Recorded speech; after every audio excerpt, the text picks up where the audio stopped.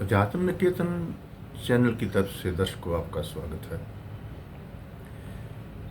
पिछली बार हमने जो बात की थी वो सहज स्वभाव कैसे पैदा हो। जीवन में सहजता, सरलता, सहनशीलता, शांति, ये जो हम जिसकी तलाश में हैं, इसको कैसे पैदा किया जाए इस जीवन में, ये एक बहुत डिफिकल्ट क्वेश्चन है। मनुष्य इतना कॉम्प्लिकेटेड हो गया कि उसकी स्पॉन्टेनिटी खत्म हो गई। पीस ऑफ माइंड नहीं है, टॉलरेंस नहीं है, सहनशीलता नहीं है। तो सच का तो पता नहीं, सत्य क्या है इसका तो हमें मालूम ही नहीं, सत्य किसको बोलते हैं। हमको तो जैसे जिस समाज कंडीशन कर लेता है, संस्कारित कर देता है, हम उसी तरीके से ही ढल जाते हैं। सारी ज़िंदगी वैसे ही हमारी जो बीत जाती है। दोस्तों, ये जो प्रेजेंट लाइफ है, जो जीवन हम हंडा रहे हैं, ये कोई नया नहीं है। यही कुछ हम पिछले जीवन में भी करते आ रहे हैं। इस जीवन की जो सबसे मैंने पहले 4-5 जो बातें की कि हमारे जीवन में ये नहीं है, सहजता नहीं है, सरलता नहीं है, शांति नहीं है, सच्चाई नहीं है। ये जो कुछ भी हम हैं, उलझे हुए हैं, संशय में हैं या द्वंद में स्ट्रगल कर रहे हैं एंड दुख झेल रहे हैं, आनंद का हमें पता नहीं, ये अकेला इस जीवन का ही ये खेल तमाशा नहीं है। पता नहीं कितने जीवन हम ऐसे ही और as a condition product. What's conditioning? It is moulding, it is hypnotism. समाज जैसे मनुष्य को हिप्नोटाइज कर लेता है, हम वैसा ही ये जीवन उसके मुताबिक व्यतीत करते हैं। तो ये समझने की बात है। क्यों समझने की बात है कि ये जो मनुष्य है, ये मनुष्य कोई साधारण प्राणी नहीं है। हम देव लोगों को पूजते हैं, दानव लोगों को भी जानते हैं। ये जो मनुष्य है, ये देव एंड दानव दोनों से बना है मानव। दोनों देवलोक भी, देवलोक के वासी एंड दानव लोग भी मनुष्य बनना चाहते हैं, क्योंकि मनुष्य ही एक ऐसा क्रॉस रोड है जहाँ पे मुक्ति का मार्ग निकलता है। लेकिन मुक्ति तो एक पास ही छोड़िए, जो हम इस जीवन में दुख सुख का द्वंद है, उसके पार जो ब्लिस है, आनंद है, हमको सारा जीवन उस आनंद का ही नहीं पता चलता कि इस जीवन को आनंद में कैसे बना लें। ये सोचने की बात है। इस बार थोड़ा सा इसमें हम डिटेल में जाएंगे। आप धर्म की दुनिया में सुनते आ रहे हो कि हमारी जो सबसे बड़ी डिजीज़ है, बीमारी है, वो है मैं और मेरा। इसका जन्म होता है कर्ता भाव से। हमारी जो टेंशन है अपनी लाइफ में, थोड़ा सा बैठकर सोचें, क्योंकि मैं भी उसी लाइफ में हूँ। मैं सोचता हूँ तो तभी आपसे बातचीत कर रहा हूँ।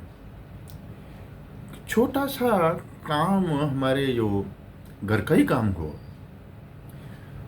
तो उसकी चिंता हो जाती है कि ये नहीं हुआ, ये करना था, ये ऐसा नहीं हुआ, ये सुबह की बिजली गई हुई है, ये कैसे आएगी, पानी बंद है, किसको फ़ोन करें, किसको बुलाएं। डे टू डे लाइफ में हमारे जो छोटे छोटे से जो कार्य है, वो ही हमें टेंशन में डाल देते हैं। तो ये एक ऐसा स्वभाव है मनुष्य का कि इसमें आ जाता है कि मैं कर रहा हूँ।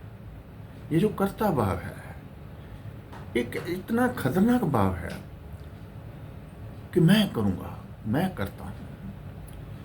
दर्शकों, इस भाव को समझने की बहुत ज़रूरत है। जब तक ये कर्ता भाव समझ नहीं आएगा, हम इसको छोड़ नहीं सकते। बेसिकली ये कर्ता है क्या? हम सभी जानते हैं कि एक प्रकृति है, प्रकृति के एलिमेंट्स हैं।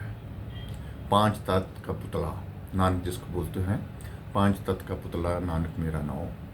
वो जो पांच एलिमेंट्स हैं इस प्रकृति के, उनके अपने कुछ गुण हैं, कुछ दोषा हैं, उनकी कुछ क्वालिटीज़ हैं, कुछ डिसक्वालिटीज़ हैं।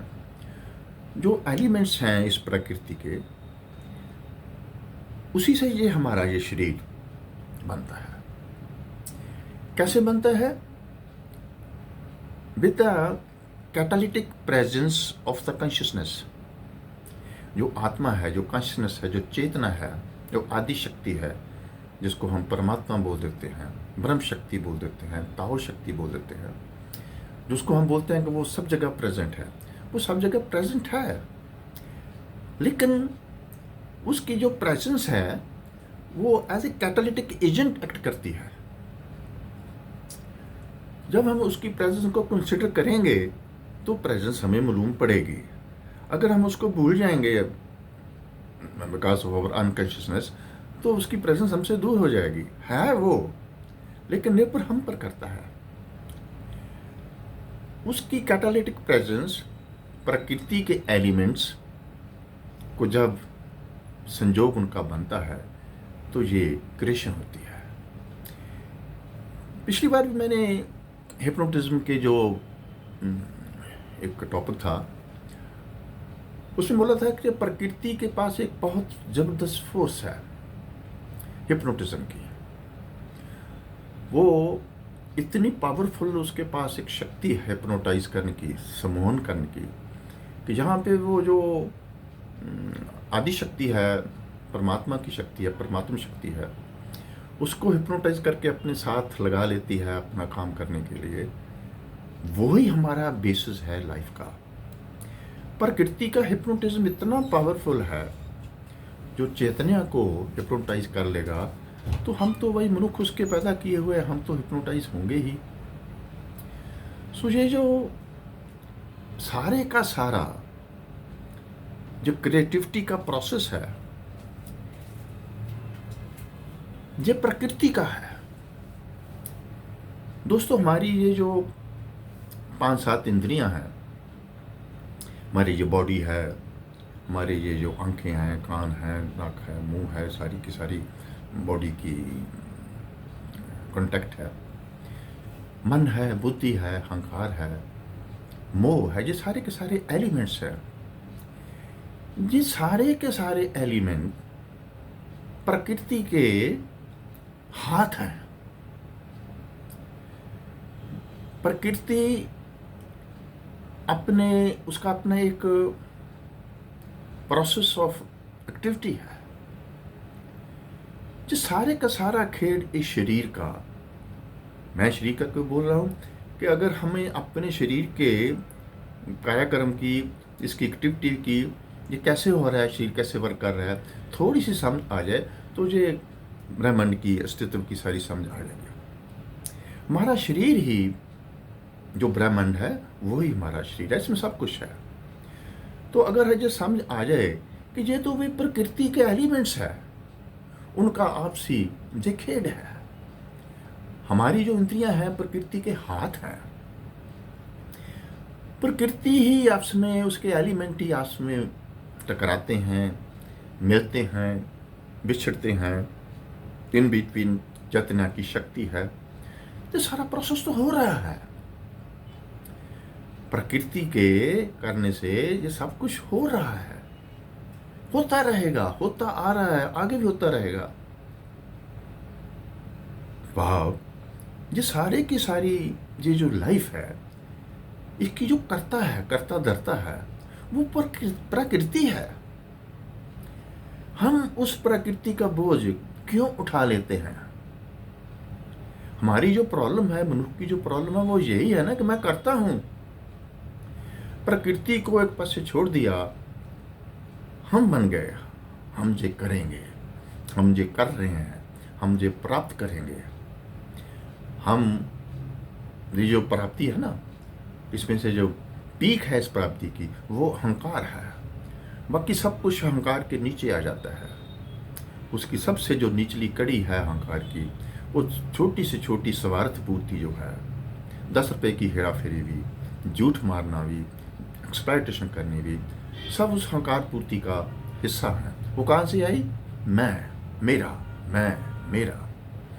जन्मों जन्मों से, जन्म दर जन्म, ये जो हमारा मनुष्य का कर्ता भाव है, वे हमें इस कदर अहंकार तक सीमित कर देता है कि हम पता ही नहीं चलता कि प्रकृति के एलिमेंट आपस में कैसे वर्तते हैं, वो कैसे आपस में टकराते हैं, कैसे उनकी जो आपसी गुण धर्म, जहाँ उनके जो गुण हैं, उनके जो दोषा हैं, वो कैसे आपस में एक्टिविटी होती है एंड ये क्रिएशन होती है।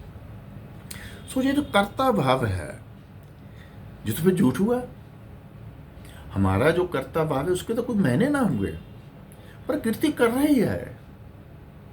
प्रकृति को एनर्जी मिल रही है चैतन्य से, हो रहा है, जुगो जुगंतरों से हो रहा है। तो मनुष्य खाम खा बीच में अपनी मैं लेकर बैठ जाता है कि मैं कर रहा हूं,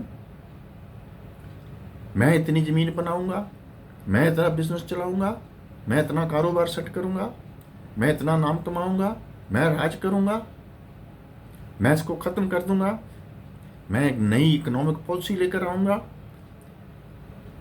इतना खतरनाक है ये कर्ता भाव कि ये मनुष्य को कभी सहज होने ही नहीं देता, शांत होने नहीं देता, संतुष्ट होने ही नहीं देता। सच्चाई की तो बात ही छोड़ो।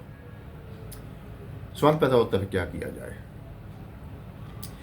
दोस्तों, जैसे ये कर्ता भाव है, ऐसे ही सनातन ने, हमारे जो भारत की जो बहुत ब्यूटीफुल देना, हमने कभी उसको देखा नहीं, जाना नहीं। जैसे कर्ता भाव है, ऐसे ही भारत ने दृष्टा भाव दिया कि आप सिर्फ से सिर्फ इस जो कुछ भी प्रकृति एंड ये कॉन्शियसनेस, जो कुछ भी इनका जो खेल तमाशा हो रहा है, इनको देख लो। आप इसके ज्यादा कुछ नहीं कर सकते। सो एक तो हो गया कर्ता भाव। दूसरा जो सनातन की मैंने आपको बोला देन है, वो है दृष्टा भाव। विटनेस बन जाओ, कर्ता की जगह दृष्टा बन जाओ। जब तक कर्ता हो तब तक अधर्म है। जब कर्ता भाव से छूट जाओगे, दृष्टा बन जाओगे, तो आप धार्मिक हो जाओगे। इतनी इंपॉर्टेंस है ये दृष्टा भाव की। बहुत विषय बहुत बड़ा है। छोटे छोटे एपिसोड्स में हम इस विषय के को ही छेड़ेंगे, इसको ही आगे लेकर जाएंगे, ताकि जो हम, भाई मैं बार बार बोलता हूँ कि मेरे को तो इस अस्तित्व माँ ने, इस ऑलमाइटी ने यहाँ पे एक तरफ डॉक्टरी का ज्ञान दिया है, यहाँ एक तरफ मुझे दूसरा ज्ञान भी दिया है।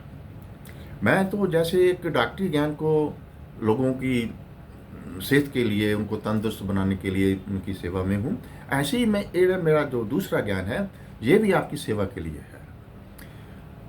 रहता हूँ, डरता हूँ पायस ईगो से कि पॉजिटिव ईगो कहीं से घेर ना ले, वो देखने से बच जाता हूँ। लेकिन डॉक्टर होने के नाते इस ज्ञान को आपको देना और आपका इलाज करना, जैसे मैं वैद्य हूँ, डॉक्टर हूँ। फिजिकल एलिमेंट में तो मरीज मानता है कि मैं बीमार हूँ, लेकिन ये जो साइकोलॉजिकल एलिमेंट है, ये थोड़े कि ये मनुष्य इसको मानता नहीं कि मैं साइकोलॉजिकली सिक हूँ। अगर वो थोड़ा सा इसको मान ले कि हाँ, कि मैं पीड़ित हूँ कर्ता भाव से, मैं दुखी हूँ, तो थोड़ी सी बात आगे चल सकती है। एनीवे, दृष्टा भाव को कैसे पैदा करें। पिछली बार मैंने एक थोड़ी सी मेडिटेशन की बात की थी, शायद कुछ दोस्तों ने उसको ट्राई भी किया होगा। ताओ प्राण साधना जो हमारे विपස්සना की ही मोडिफिकेशन है, जिन्होंने किया वो जरूर महसूस किया होगा कि जब हम इस प्रक्रिया में बैठते हैं, आहारी श्वास और जारी श्वास को देखते हैं, तो बाहर से बहुत विचार आ जाते हैं। हमारा जो माइंड है, हमारी जो विचार है, वो हमें कहीं का कहीं ले जाता है। हम भूल ही जाते हैं कि हम ये साधना में बैठे हैं, श्वास देखने की साधना में बैठे हैं। जब भूल ही जाते हैं कि हम श्वास, फिर ख्याल आता है हो मैं तो नाभि केंद्र पर बैठा था, मैं किधर पहुंच गया। ये धर्म की दुनिया में, अध्यात्म की दुनिया में, कॉन्शियस एवोल्यूशन की दुनिया में ये जो विचार है, विचार एंड थॉट प्रोसेस है, ये कभी भी हमको ऐसे बैठने नहीं देता। तो क्या किया जाए? एक आज मैं आपको, इससे पहले कि हम ताओ प्राण साधना में बैठें, जब अगली बार बैठेंगे, उसमें बैठने से पहले मैं आज आपको एक और ट्रीटमेंट देना चाहता हूं। यह ट्रीटमेंट है डीकंडीशनिंग। क्या डीकंडीशन? हम एक कंडीशन प्रोडक्ट हैं। इस समाज ने, इस पॉलिटिकल सुपरस्ट्रक्चर और उसकी पैदा की हुई जो वेरियस ऑर्गेनाइजेशंस है, जो समाज में चलती हैं, समाज को कंट्रोल करती हैं, समाज को चलाने के लिए वहाँ पे बनाई जाती हैं, वो हमें इस तरीके से मोल्ड करती हैं, हिप्नोटाइज करती हैं, कंडीशन करती हैं, इतनी जहाँ उसको बोल के हमें संस्कारित करती हैं कि वो ही कंडीशन मरते दम तक हमारे साथ चलती है। हम कभी उसको, हमको मालूम नहीं है हम क्या करेंगे। आज मैं जो दवाई दे रहा हूं वो है डीकंडीशनिंग। विचार तंग करता है, विचार मेडिटेशन में बैठने नहीं देता, परमात्मा बल मोड़ा नहीं कटने देता। श्वास, मैं बोला था श्वास ही परमात्मा है, तो उसको भी, परमात्मा को हम कैसे याद करेंगे? हम तो विचार नहीं छोड़ता। विचार इतना पावरफुल है क्योंकि हमारी कंडीशनिंग बहुत पावरफुल है। तो हम पहले हम अपने आप को फर्स्ट स्टेप लेंगे, डीकंडीशनिंग मेडिटेशन। पहले उन संस्कारों से जो मोल्डिंग हुई है, हम अपने आप को डीकंडीशन करेंगे। ये डीकंडीशन समझ लो कि सेल्फ हिप्नोसिस। आज ही शुरू करते हैं।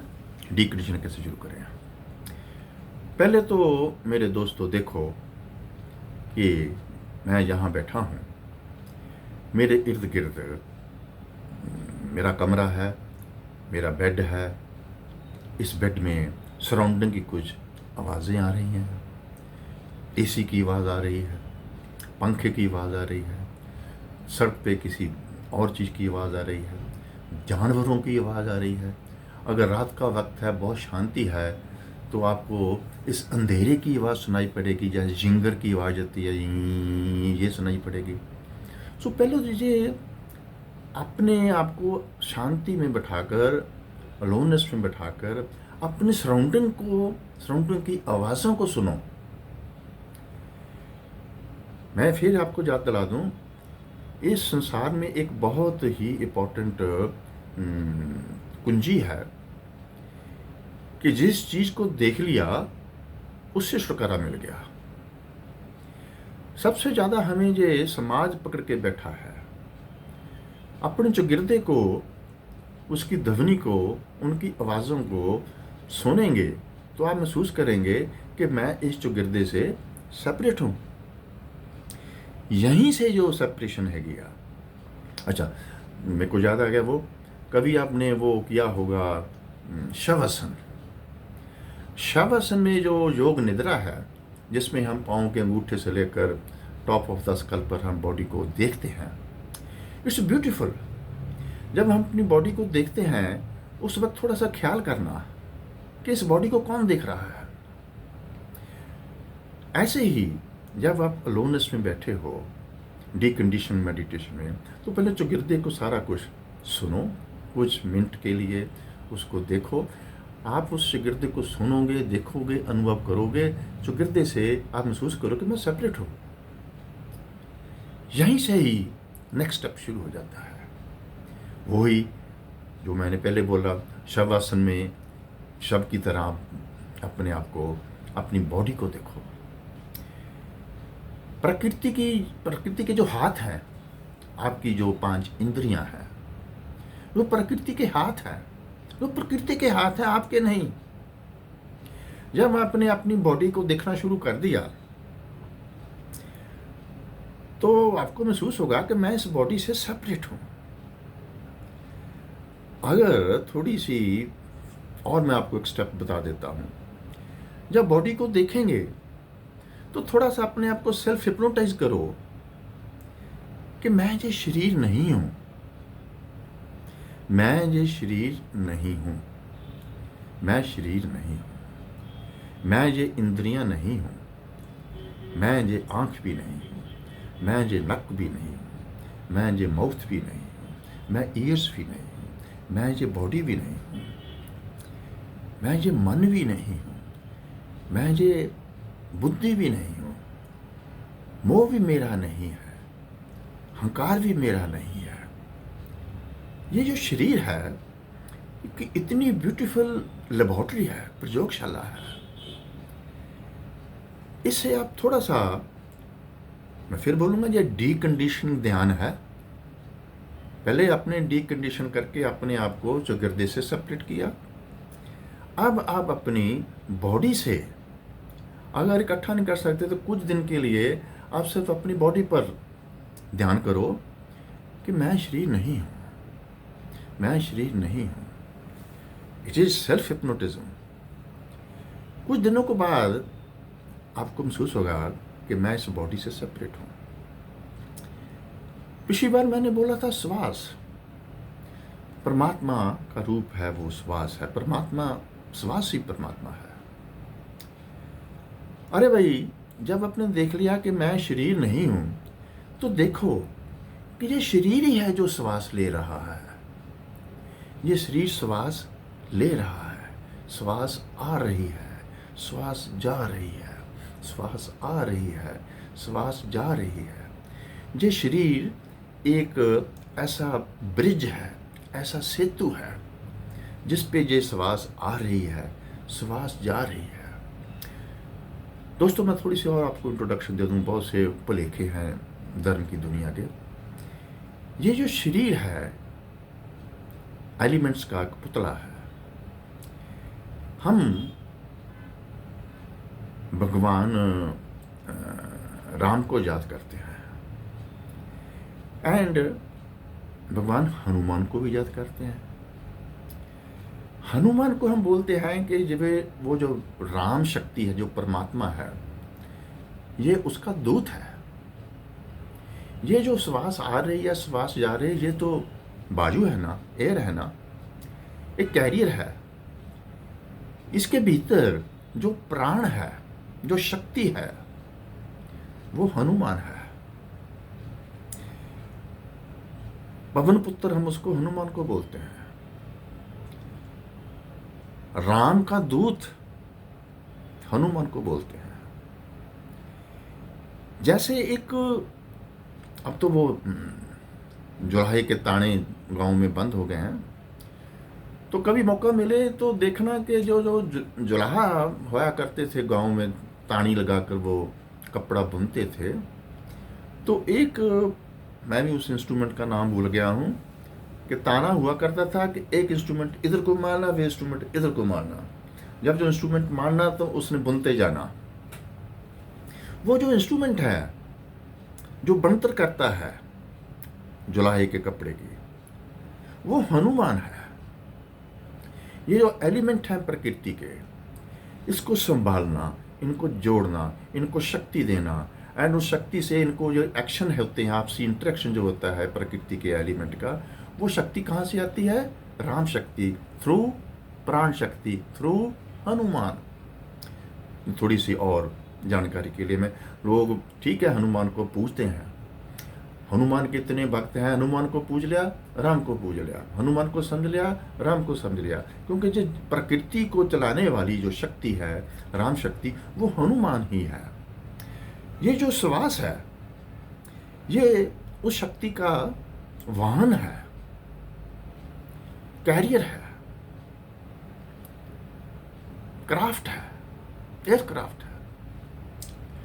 लेकिन मनुष्य के पास एक ऐसी ये दृष्टा बनने की जो विधि है, उसमें इतना है कि आप अगर ये देखें कि ये जो श्वास आ रही है, श्वास जा रही है, ये शरीर में आ रही है, शरीर में जा रही है। जब आप देखेंगे कि शरीर श्वास ले रहा है, शरीर ही श्वास छोड़ रहा है, तो आपको महसूस होगा कि मैं तो फिर इससे सेपरेट हो गया। जैसे हम शवस में शरीर से सेपरेट हुए थे, ऐसे ही हम जब हमने जो देखा कि श्वास आ रही है, श्वास जा रही है, श्वास आ रही है, श्वास जा रही है, किसमें? शरीर में, तो श्वास से भी सेपरेट हो गए। ये बहुत इंपॉर्टेंट चीज है। दृष्टा प्राप्त करने के लिए, विटनेस बनने के लिए, दृष्टा भाव प्राप्त करने के लिए आपको धीरे धीरे सब कुछ छोड़ना पड़ेगा। ये भी नहीं, एनवायरनमेंट का जो बार बुखी बता रहा है, मटीरियल वर्ल्ड है, ये भी नहीं, ये शरीर है, ये भी नहीं, श्वास आ गया, ये भी नहीं, ये भी शरीर का है, ये मेरा नहीं। मन में तरंगें उठती हैं, विचार उठते हैं, डिजायर उठती है, देखा कि ये मन में उठ रही हैं, मन से सेपरेट हो। इसको एक रूटीन बनाओ, धीरे धीरे अपने आप को सेपरेट करने की कोशिश करो। संसार से सेपरेट हो जाओ, शरीर से सेपरेट हो जाओ, इंद्रियों से सेपरेट हो जाओ, श्वास से सेपरेट हो जाओ, मन से सेपरेट हो जाओ, विचार से सेपरेट हो जाओ। जब इन सारे को नहीं नहीं नहीं, ये भी मैं नहीं हूँ, ये भी मैं नहीं हूँ, मैं इससे सेपरेट हूँ, तो कहाँ पहुंचोगे? चेतना में। वो ही आपका साक्षी है, वो ही आपको शक्ति दे रहा है। वहां तक पहुंचने के लिए बहुत हर्डल्स हैं। अगर आप ये डीकंडीशनिंग ध्यान शुरू करोगे तो उनको छोड़ते जाओगे, तो आपको नाभि केंद्र पर बैठना आसान हो जाएगा। आज थोड़ा सा समय और लग जाएगा। ये शुरू करें, डीकंडीशनिंग ध्यान शुरू करें, देखें, एनवायरनमेंट को देखें, उसको महसूस करें कि मैं इससे सेपरेट हूँ। जिसको देख लिया उससे सेपरेट हो गए। शरीर को देखें, महसूस करें कि मैं ये नहीं हूँ, मैं इससे सेपरेट हूँ।